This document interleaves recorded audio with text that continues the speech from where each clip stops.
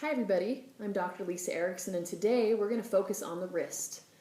Flexibility is very important to climbing. Not only is it important so that we can go through a range of motion without hurting ourselves, but it's also important because the flexibility of the wrist provides more power and torque while we're climbing up the wall. What that means is that as we stretch the wrist back, we're actually stretching the tendons and the muscles down the front, and if it is nice and loose and flexible, as we let go, it provides a type of free energy back into the system because of the tissue's elasticity. So our goal is to make all those nice and loose and flexible and to have full range of motion of our wrist so that it's not muscle bound, and that motion can occur within the joints so that we get as much out of our motion as we put into it.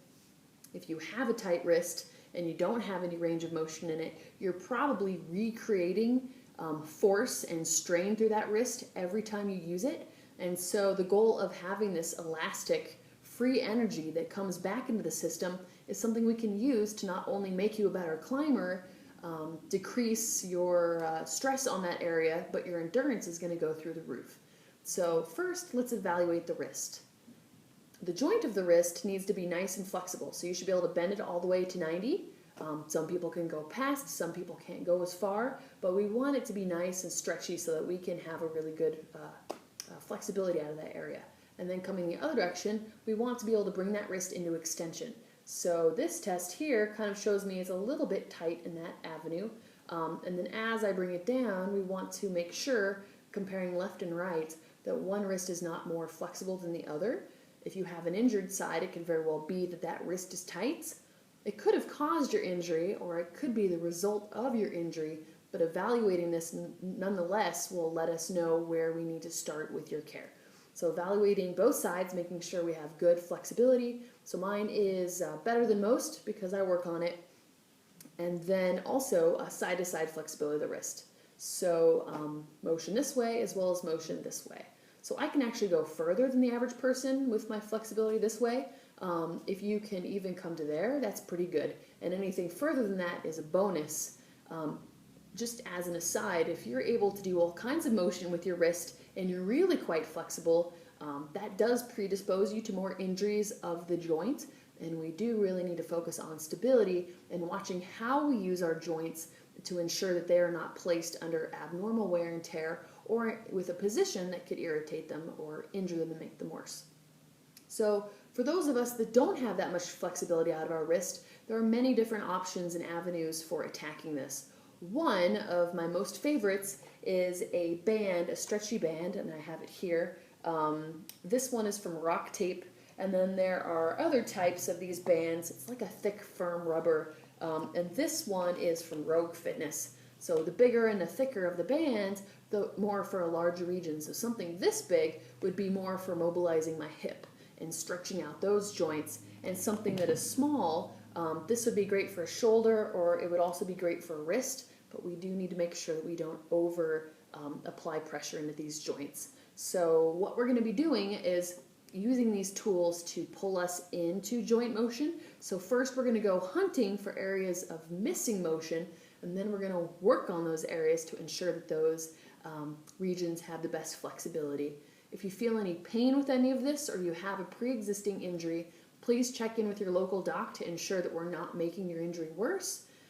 If you have had a fracture or a dislocation, or that joint is overly mobile, this does not apply to you. It is for patients that are under flexible or do not have enough mobility. And a lot of times that could either be from tight muscle, or the joint inside has just lost its range of motion. And when we lose those windows of motion, we need to stretch that joint back out so we can actually do those motions. So to show you how we would use this band, first I am going to show you how it works for a wrist that does not move this way. So looking at me, you can see, look, my fingers really stretch back, so I'm cheating with these guys. But look at all the motion happens from the fingers, and not that much is happening from our palm into the wrist. So I am cheating with my motion, trying to create it out of the fingers. So watch when you're doing these tests to make sure we're actually getting the correct results. So as we're testing it, we want it to be coming from the wrist itself all the way down here, and not so much at the distal finger. Cheating and then that is a better test. So to get in there with the band, what we would do is assist that joint into that motion. So I'm going to put my palm onto the ground, and this stretchy rubber band is actually pulling this direction. So just finding a nice gentle resistance, we're going to take that joint through some ranges of motion, and I'm just assisting it with the band and having that band help to not only move the interior of the joint, so making that joint more flexible, getting more motion out of it, but it's also a really nice stretch on the back of the wrist up into the forearm. So if you have a history of tendonitis or wrist pain, definitely be cautious that we don't push past the point of pain. We want to push to where we find a nice stretch, but not so far that is actually causing damage. So let pain be your guide on this. So we're going to push sideways, so into extension of the wrist, and then we can also come sideways, and this band is pulling out towards my thumb, and then I'm also, so here's where you can actually see it, and I am resisting.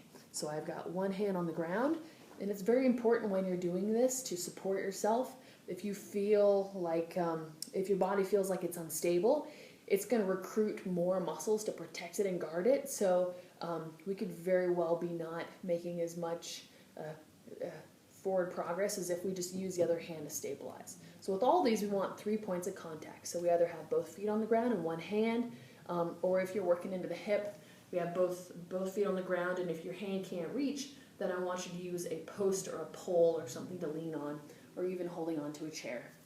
So this one we're flexing this way.